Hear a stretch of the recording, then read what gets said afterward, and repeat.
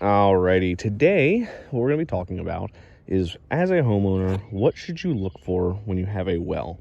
If you like this kind of content and you would like to see some more, please go ahead and subscribe, and I will have more daily videos coming out to you about the well and septic world. So, first and foremost, what you're going to want to do as a homeowner is walk over, just make sure that the electrical conduit is in good shape. This is what's going to house the electrical lines that come from the house to the well to power the well pump. They put it in this conduit so that way if you're weed whacking or if you're doing something around here, you don't potentially hit those wires and electrocute yourself. This is going to be appliance grade voltage going through here, so if you do hit it, it will be a little bit spicy. So just check to make sure that this is in place. You should be able to give it a good wiggle and it shouldn't move anywhere. Usually whenever I see them broken, it'll be broken right down here at the bottom.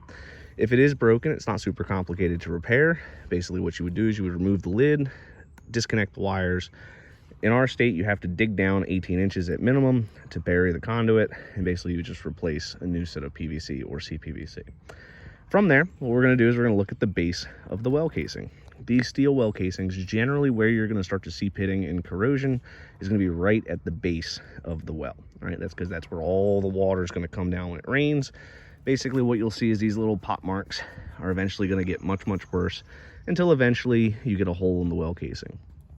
In our state, the general guidance from the state is if you develop a hole in a well casing such as this, you need to dig down to the good casing, cut it, and then weld a new form of steel well casing up to the current height standard. So in our area, 8 inches minimum. If you're in a floodplain, 24 inches, right? So double check right around the base of the well.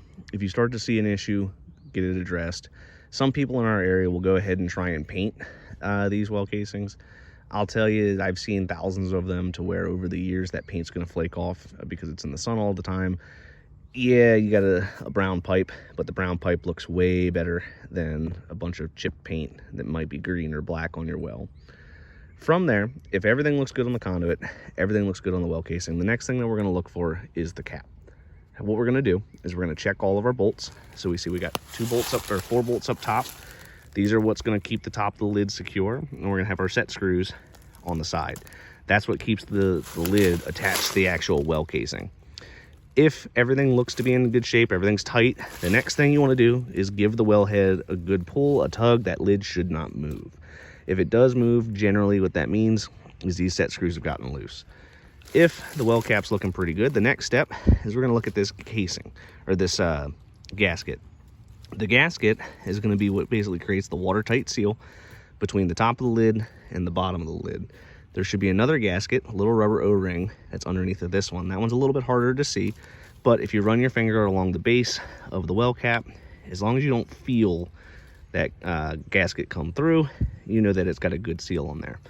It's important to make sure that as a homeowner you come out here and check on your well at least once every other month, just because sometimes you'll have things like trees fall onto it. Sometimes if you're near a road, you could have a car hit it.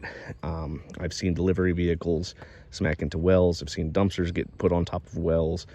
So you want to make sure you take a look at it, make sure everything's in good shape. This is your drinking water, but you also potentially could contaminate your neighbor's drinking water. So it's important as a good neighbor to make sure that you keep an eye on your water source to make sure you don't influence anybody else's water source. If you guys enjoyed this, please go ahead, hit the like button and subscribe, and I will have more videos like this every day. Thanks.